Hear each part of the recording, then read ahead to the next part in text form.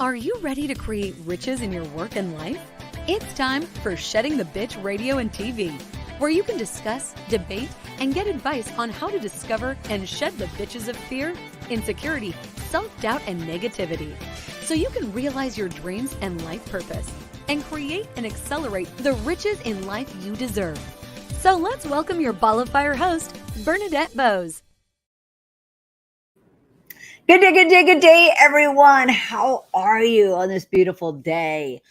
Today, we're going to be talking about dreams and skill set versus goals and mindset. So that's what we're going to talk about today. But I am so thrilled that you are here. I am just getting back from a very long and electricity-free vacation. So what does that exactly mean? Well, without electricity, you don't necessarily have access to technology and at the same time, Wi-Fi. So it was absolutely fabulous to just disappear to a lake, a private island, and family, and just kind of sit back and take life all in before coming back to reality. But I am thrilled to be here and to have this conversation with you because though I was sitting there without scrolling and spending time on the internet and whatnot, I did have a lot of time for reflection and meditation, prayer, and even just consideration of what is it that so many of you are dealing with and struggling with, and how can I, support? How can I help? How can I give some insights and tips and strategies to help you with it? Now, on Shedding the Bitch, we provide you a great opportunity throughout the month, but the first Tuesday, such as today, the first Tuesday of each month is a Ask Me Anything episode where you can actually post your questions or challenges on our various social media sites, which is on our Shedding the Bitch Facebook page, our Shedding the Bitch TV YouTube channel, as well as on Twitter. A good majority of you actually just private DM me on LinkedIn, which is beautiful as well. At the same time, you have an opportunity right here, whether it's on Blog Talk or wherever you get your podcasts, to also post your questions and comments.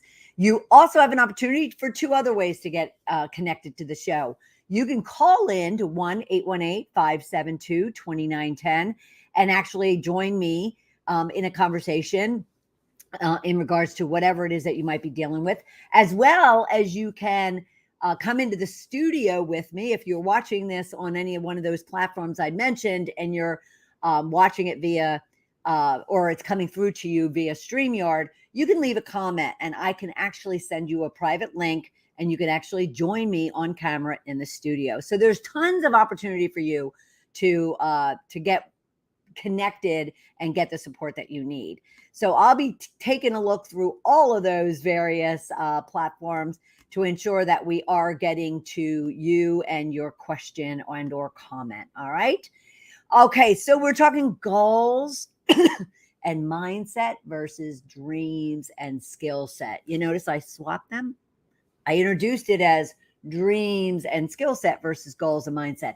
And the reason why is I really want you to put the focus on goals and mindset and versus dreams and skill set. And we're going to dig into why that is and tips and strategies you could be using in order for you to really ensure that you are going to be successful in achieving your goals and achieving the success that you want after all the hard work that you're putting in each and every day. All right.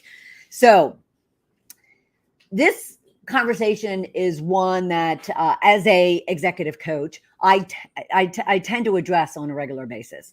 And that is, I'll get questions such as, I'm working my tail off, I'm checking off my list, and yet I still can't seem to get ahead. I can't seem to achieve that goal. I can't seem to get that promotion at work. I can't seem to fill in the blank. And so what I often have to do is to kind of dig in and find out why. So the first thing I think we need to talk about is the fact that there's a difference between, and the reason why I separate dreams and skill set to goals and mindset is, quite honestly, dreams are purely wishes, or even you can look at it as they're purely fantasy if they don't have some actions and timelines and deliverables that sit behind them. So whether you're, at your job, or you're, at home, and you have aspirations, you have dreams, you have wishes that you wish would come true. They are only just that. They're very ethereal. They're very intangible. They're very wishy-washy if you don't have some substance behind them. And that's what most people struggle with. Yes, I want this, but I'm not sure what I need to do, or how I need to do it, or when I need to do it in order to achieve it. And so dreams are beautiful to have. I mean, there is nothing better than just kind of closing your eyes. Or I was actually on an 8-hour drive, excuse me, from Canada into Philadelphia, not yesterday, Sunday. And I had a lot of time to just kind of, look out at the scenery and just kind of go off into daydreams. You probably have that opportunity as well, whether that's, you're taking a break from the chaos that's in front of you and you just want to close your eyes and you just want to go off to a fantasy land. You might do as you close your eyes and go to sleep at night. You might do it as you're in a car and you're driving, hopefully not driving, but you just kind of allow yourself to open up and get creative and have the courage and the bravery to just really dream about what it is that you really want. And that makes dreams so powerful and so valuable. So we're certainly not talking about dismissing them. We're just looking at, okay, so if you're dreaming, of something that it's simply for fantasy purposes, it's simply to kind of forget what's happening in your life, or to at least hit the pause button, and to just kind of bring yourself to a good mindful state. And therefore, your imagination is going wild. That's awesome. I mean, I'll sit there, and oftentimes I always thought that I was a really creative, powerful dreamer until, I start, as I was learning to screenwrite over the last 7 or 8 years, until I started really looking at and really digging into how screenwriters, for instance, producers, those people that take their dreams and translate them into scripts, or take the scripts and then translate them into moving, movies, or it might be into a book, or whatever the case might be. And then I start, looking at the fact that, oh my God, the just the imaginations of some individuals are just, beautiful, wonderful, a little bit insane at times, little bit off, depending upon what your genre is. But at the same time, they're allowing themselves to just go and create. And so I would always empower and advocate that anyone just take that opportunity for themselves, because you just never know what you find in that space. You might find this new excitement or butterflies or exhilaration within yourself of something that you really never consider being, doing or being part of. And yet here you are, you're dreaming about something. And then some aspect of that dream, kind of, you look at it going, well, wait a minute, I can make that a reality. I can go after that. I can do that. And that's why dreams are an absolutely beautiful thing. So dreams, and then we're going to talk about just what you need to do to really kind of take that dream and make it more concrete. So dreams, and then there's skill set. And in the role that I have, as well as, you in your, whether it's corporate or entrepreneurial role, you also have the need to build up your skill sets, or what I like to very simply say, your resume. And I just remember, even throughout my corporate career, and I would go out to conferences and whatnot, and there would be speakers, excuse me, or there would be, a guest in, working with with the company, and they would always introduce themselves, and they would run through their resume or their bio, bringing up all the wonderful skills and accolades and credentials and schools that they've been to, so forth and so on. And I can remember even in my early 20s thinking to myself, well, they're in their 30s, 40s, 50s, maybe even 60s. And what does all of that really mean if they're not necessarily not only leveraging it, but they're not empowered around it based on other things, such as your mindset? So yes, skill set is key and critical. And yes, from a business perspective, that is a key requirement that individuals will look for, mainly hiring managers, HR leaders, so forth, will be looking for in their people. And yet I work with all of them, and I will stress time and time again that from the job description getting posted to the time that they actually reach out to want to interview someone, to where then they're interviewing them, even onboarding them, they really should be having conversations and digging in and doing due diligence on a lot more than just simply what the resume says. And from a practical perspective, I was just talking to one of my nephews during our vacation, and the other key thing that I think that needs to be stressed too is when someone's looking at your skill set, or I should say, looking at your resume, there should be some indication there of really what are some non-tangibles, what are some personal development, what are some mindset work that one has been working on for themselves to ensure that then their skill sets can be maximized, optimized. I even often say exploited. And that's not a negative term. That just simply means you're just, you're kind of going over and beyond, leveraging all of your skill set as a result of the mindset that you have. All right.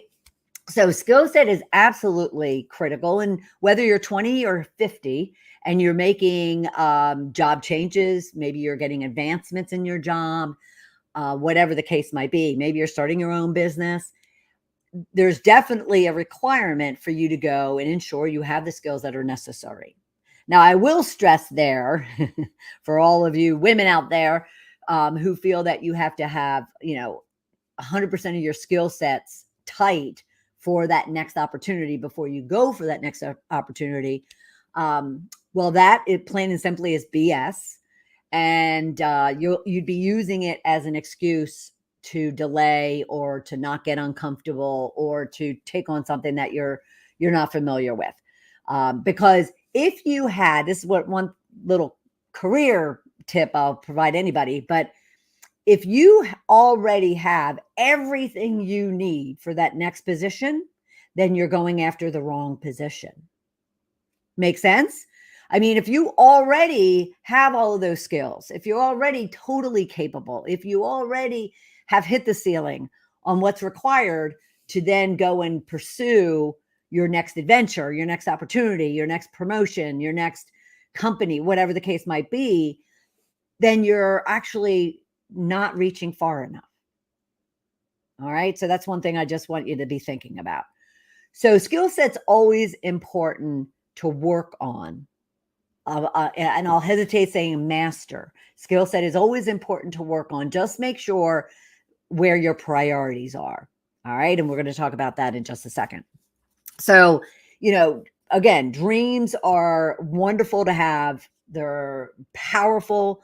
They certainly get all of us through very difficult times. It's why, we all love going to the movies or, binging on that latest, show, because we like to escape and, go to a world that is not our own.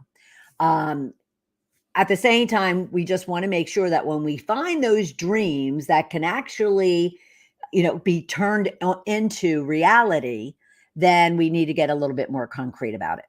And then as far as the skill set, yes, work on them, identify what skill sets you need, and then just as we continue forward, just work through the priority that you need to be taking in regards to that. And when you go and pursue certain skill sets, more technical, functional, operational type of skill sets, because there may be other things that are more relevant. Now, I found a great example, and I can't take credit for it, but I found a great example going back to dreams that might, for you, like it did for me, hit home on this whole subject. And it was an article in Inc. that I happened to come across, and it was written by Leonard Kim. And it was talking about dreams, and it was talking about the danger of dreams, meaning that if you continue to chase dreams, and then I myself would add, without, concrete, the other things we're going to talk about, then, it's just that fantasy, that wish, that desire that you have. It's not anything concrete. So he talked about the fact that, if you continue chasing your dreams, then you're pushing them further away than you are bringing them closer to you. And the example he brought up, which I loved, was the Roadrunner. So, if any of you are at least over the age of maybe 35, 40, but it's still airing today after 68 years, then you may have seen or heard of the Roadrunner. So it's a cartoon character or show. And like I said, around for 68 years. And it's about this coyote that is always chasing his dream of catching the Roadrunner. And again, it's been on for 68 years. He never caught the Roadrunner. And at the same time, he had massive skill set. He had that toolbox, everything that was needed in order to catch and succeed in realizing his dream of catching the Roadrunner. But he never does. And so you have to ask, why? What is he missing? What is he not focused on and not considering when it comes to, him, chasing this coyote for 68 years and never catching him? Now, of course, you could dig into all of the different things in regards to that. You could look at the fact that, well, when it comes to chasing is almost one of those desperate, anxious ridden, insecurity, ridden type of mindsets, where someone is so desperate to obtain or achieve something that they're, kind of acting very anxiously and forcefully and, illogically in a lot of cases, and a lot of times emotionally, to where they're actually pushing it away as opposed to drawing it closer to them. And again, a lot of reason for that is the lack of concrete behind that dream. So the coyote was missing a great deal of what it was that he needed in order to catch the Roadrunner. And it'd be great for you to consider the same thing when it comes to your own journey of whatever it is that you might be chasing. And as opposed to chasing it, we're going to talk about what you can be doing to where you're actually attracting it toward you. Okay. But I just absolutely loved that idea of the Roadrunner being used as an example, because one, it brought me back to my childhood. And at the same time, it, kind of is very relatable to so many things about how people, go and pursue what it is that they want within their work or within their life. And so I would just suggest that you kind of take a breath, you back away, and, work on some other aspects of it in order to make it more tangible, more real, and more attractive, more sticky. Okay. Excuse me. And then with that, you can then shift from really focusing on the skill set to determine what is needed in order for, like the coyote, in order for him actually to accomplish his dream. So what could you be doing when it comes to turning your dream to the point where you're actually attracting and it's working for you as opposed to against you? Well, one of those first things would be the fact that you are kind of articulating your dream into a goal. So that's where the goals and the mindset come into play. So you're actually taking the dream that's pretty much like, almost like this visual thing. You might even have put it down on a vision board in some way, shape, or form. But it's this, kind of fantasy that you have. And you're able to picture it. You're able to detail it. You're able to create tangible actions around it, or even measurements, both tangible and intangible measurements around it. And so as opposed to leaving it in your head, hoping that it'll come from your head onto a piece of paper and into reality, you consciously want to kind of purposely sit down, intentionally plan out and articulate that dream that you have into a goal. So you can use a number of the methods that are out there in order to do that.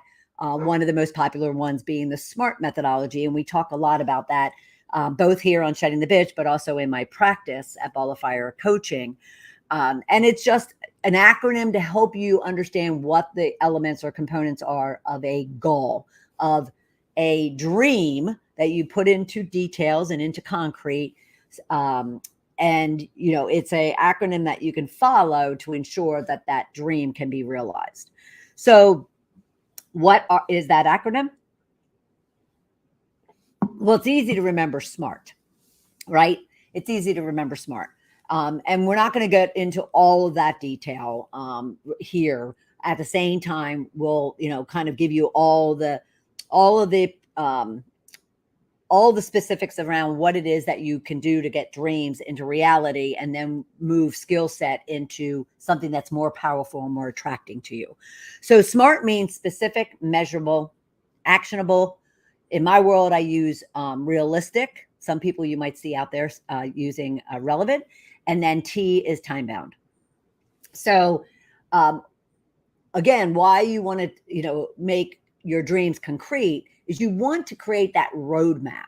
You want to create something that you could literally say, okay, I need to decide what's most important today versus tomorrow, and what's going to help me do that prioritization, or, and determine that importance, and to lay out my, milestones and what I need to do first, second, and third. Well, that's exactly what a goal is meant to do. It's meant to create a roadmap through all this detail from the SMART methodology. So then if you ever doubt what it is you should be working on, when you should be working on it, why you're working on it, what the investment is to be working on it, what the timetable is, you can lean on this roadmap. Okay. I call it a rich plan in my world. So you can, excuse me. So you can easily, lay out all the specifics, every little detail of specifics you can determine around the dream that you have. I dream that I want to, climb Kilimanjaro. Okay, great. All the details around it. You can even put in why, where, when, how, and what. You can put all the details around what that looks like. Okay. And that will be your specifics.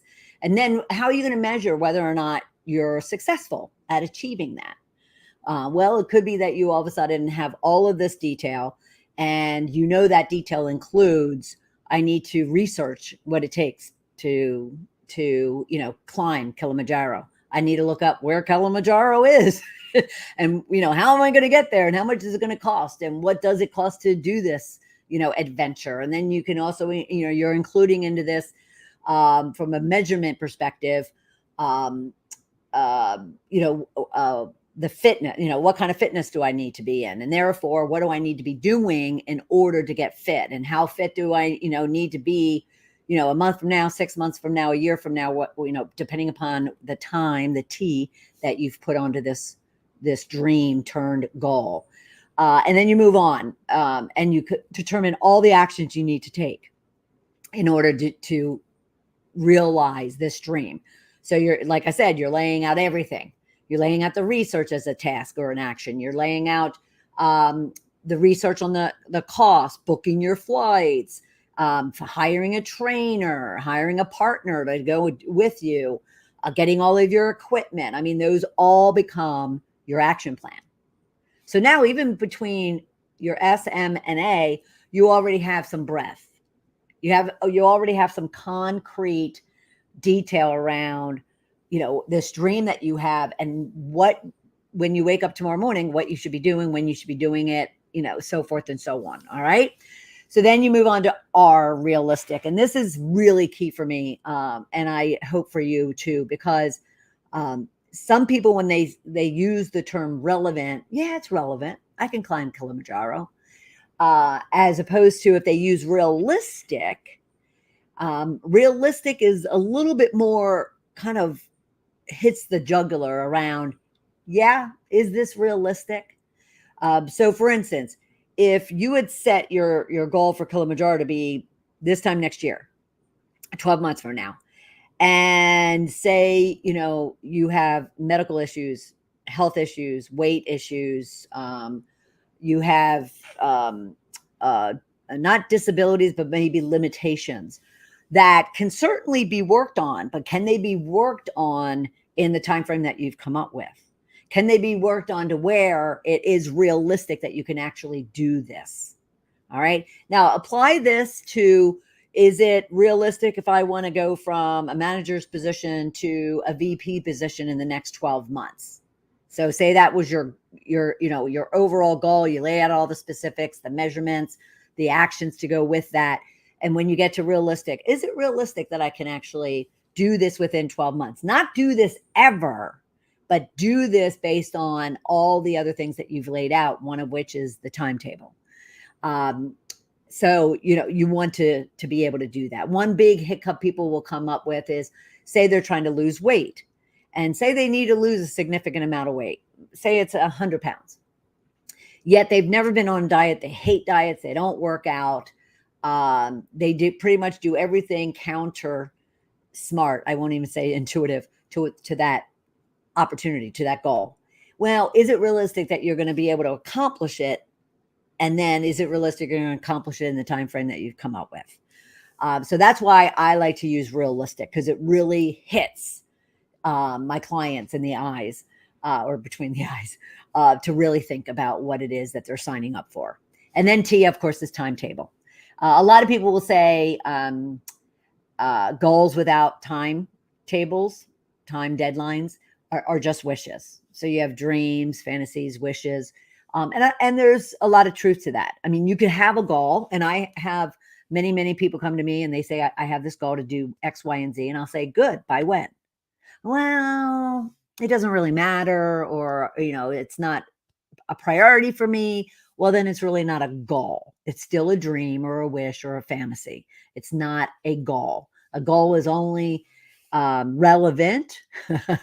That's a good way of using relevant, when you have a timetable. And you want to make sure that that timetable is realistic. Because again, so many of you set yourself up for failure before you even get started, because you put in a too aggressive of a timetable there, or you put too little aggressiveness in your timetable, dragging it out, and therefore it's not really meaningful. It doesn't set that urgency or that priority for you. So you really want to be looking at all of that as well. All right. So that's the SMART methodology of how you can go about really concrete wise turning your dreams into goals. But there's some other more important things, especially when it comes to what we were talking about in regards to attracting your dreams versus kind of chasing them and repelling them. And those are things that it pretty much allows you to just simply let go of holding on and being so desperate about this dream that you have, that you are creating kind of more stress and more anxiety for yourself. Because trust me when I say, people smell it on you.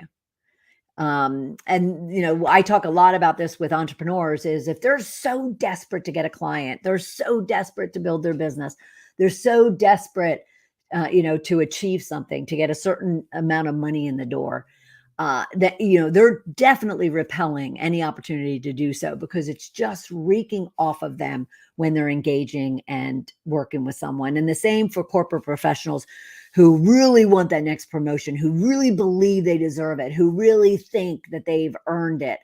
And, they're being so aggressive and they're being so desperate and anxious about it. And it's all about them, to where, it might not be, direct, but it's kind of like people aren't talking about you, people aren't supporting you, advocating for you, sponsoring you, and it's going silent and you're not getting it. So when people will come to me and go, Bernadette, I don't understand. I'm doing this and this, and I'm working my tail off, working long hours. I'm, checking off my to-do list. I'm contributing greatly. I'm even generating revenue for companies. And yet I'm not getting ahead. Why? So I would consider how you're actually coming across, in your behavior, in your words, in your actions, in your beliefs, that might be repelling people as opposed to attracting it. So letting go, and to let go is as simple as kind of always have your goal there with those milestones, timelines, measurements, and actions. At the same time, go and do what you do best. Just go and be the best person you could be. Go and give, go and serve, go and support, go and help, go and be grateful for what you already have, and express that in thankfulness. Be open to receive, be open to actually attract what it is that you need in order to even pursue and achieve your goal, thus your dream. All right. But so many just kind of push.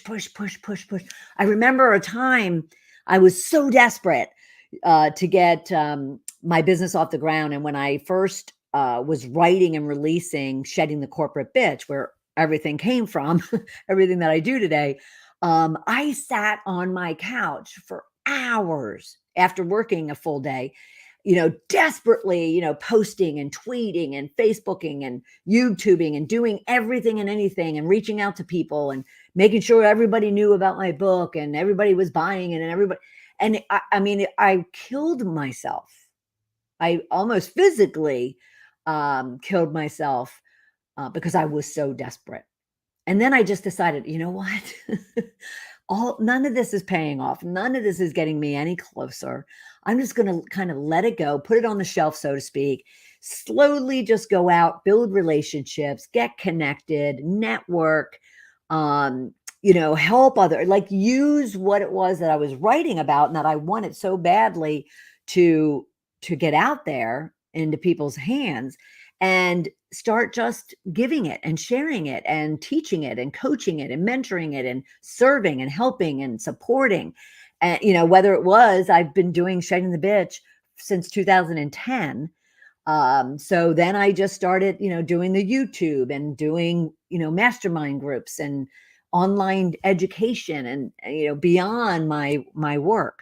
So for you to be able to really attract your dreams, not only do you want to make them concrete into goals, but you also just want to let go of it after you've defined it. Just let go, do what you need to do, what your plan says, because remember, you have a roadmap now, and just let go and go out and give, serve, help. And whether you're a corporate professional or you're an entrepreneur, it's all relevant. You want that advancement at work. Think about, how are you building relationships? How are you networking? How are you supporting and serving? How are you looking out for the best and success of others before your own? Because the one thing that I learned a number of years ago, maybe 8 or 9, I didn't understand it at first, I'll be quite honest with you. But then I did. And that was, um, serve others serves you. Serve others serves you. And I sat with that for the longest time because, quite honestly, I just didn't get it. It sounded very selfish. And here I was trying to work on shedding the bitch that I was. I just didn't get it. I'm like, serving others serves me. Well, isn't that kind of self-serving? Isn't that kind of, selfish? If I serve others just for the intention of serving me, and and I probably sat with that for a couple of years. And speaking about mindset, right? So probably sat with that with a couple of years, just not understanding it and just trying to continue working on what we're going to talk about in a minute. And all of a sudden it clicked. And it was also through other people that was supporting me and coaching me and meditating with me and helping me. But with their guidance, I all of a sudden realized that no, what it really means is just focus on serving others, because that will give you the joy and the reward. When other people are helped, when other people are happy, when other people are enriched, when other people are supported, and you see that smile on their face, or you see that they were able to go after their own dream long before you even were able to go after yours or achieve it. I mean, the pride that gives you, that's what all of a sudden I realized serving me means. Serve others, put aside, yourself, serve others, and it comes back. Forget about the fact that what you put out in the universe comes back to you. An aspect of law of attraction, if you want to look at it like that. Forget that. I mean, forget it, but don't forget it. What you do put out in the world is what comes back at you. Okay. So so when it comes to you being able to let go of your dream, that tight hold you have on it, have it in a concrete goal and roadmap and work at it, and then focus on helping, giving, supporting everyone else around you, being grateful, being open to receive whatever comes your way. And trust me when I say your world will change. Your dreams, those concrete now goals, will become a reality. And they won't take so much effort and so much drain. Okay. But the next question that people will ask me is that, okay, Bernadette, that's great. From a logical perspective, a technical perspective, operational even perspective, okay, I have this goal and this roadmap, and yet I'm still not achieving. What's happening? And so I'll first say to them, so what are you doing to work on, yourself? Simply your mindset. Because even someone saying to me, I'm doing this, this, this, and this, but nothing's working. Why? Is an indication to me that they aren't self-aware and they aren't really self-reflective on what is actually going on, because they wouldn't have to ask why. Does that make sense? So if you are very self-aware of everything going on around you, and you get that you may not be actually doing the things that you need to be doing, even though you have this goal and kind of roadmap that we laid out. But all of a sudden you're looking at that action items, and there's items on that list that you don't want to do because you don't feel comfortable, not confident enough. You don't know how. And therefore you're kind of like going around them, avoiding them, and doing other things that aren't of priority, aren't in the timetable, so forth and so on. But yet you're resisting actually seeing that and being honest with yourself about that. That is a mindset issue. And that's why I find that life isn't 80% skill set. It's 80% mindset and 20% skill set.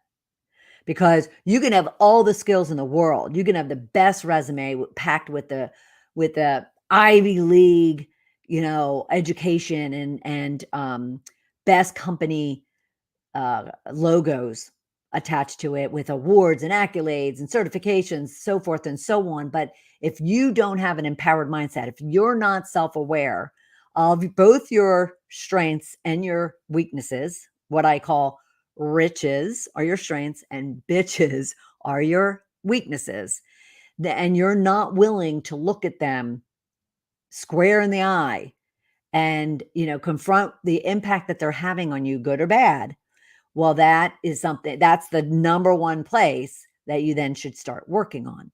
And therefore, I would prefer that you get up each and every day, and as opposed to your laundry list of things to do, are all focused on the skills, the tasks that you need to do. I'd rather them being more on the personal development, the personal growth, the self-awareness work, whether that's reading, meditating, assessing yourself.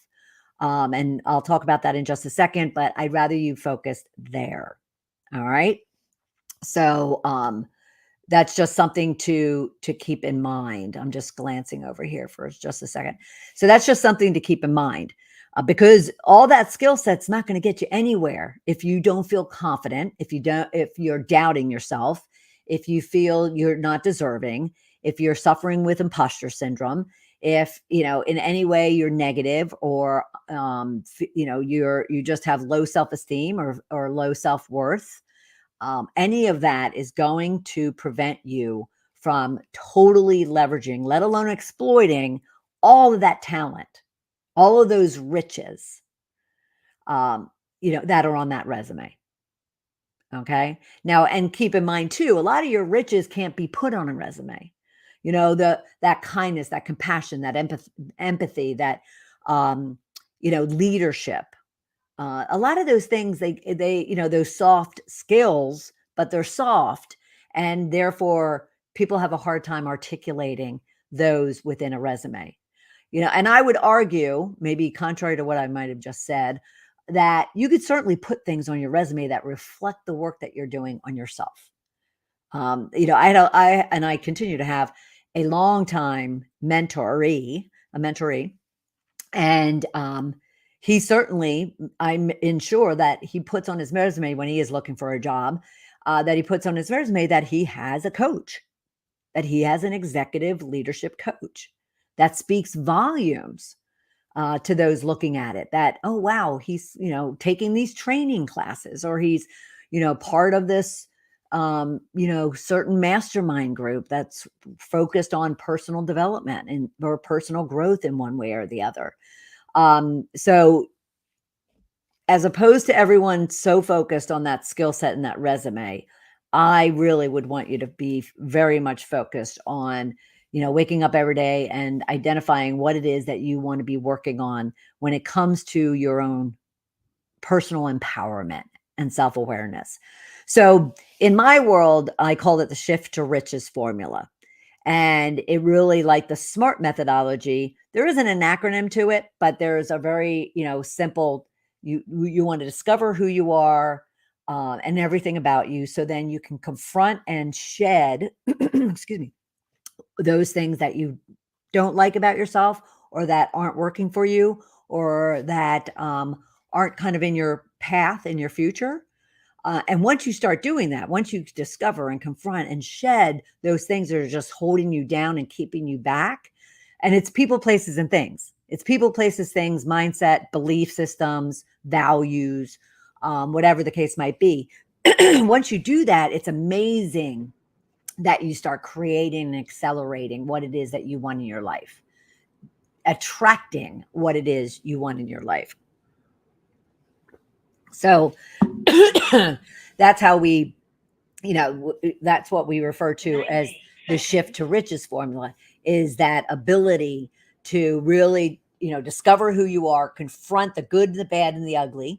And because a lot of people have trouble even confronting their riches.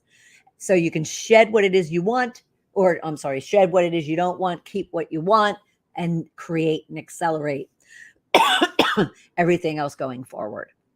So, when you kind of wake up every day, or focus every day on what it is that you really need to be focused on, really focus on that, having goals and mindsets stemming from your dreams and your skill set.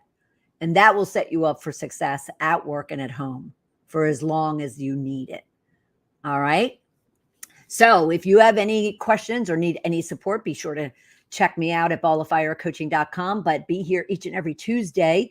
You can follow us on Shed the Bitch TV. You can also go to any one of the podcast streaming services and download any one of our episodes, and then come back next Tuesday at noon Eastern time for another episode of Shedding the Bitch. I'll talk to you then. Take care, everybody. Bye. Thank you for taking part in Shedding the Bitch Radio and TV with Bernadette Boas. We would love to know what your biggest takeaway was. Go to Shedding the Bitch on Facebook or YouTube and leave a comment.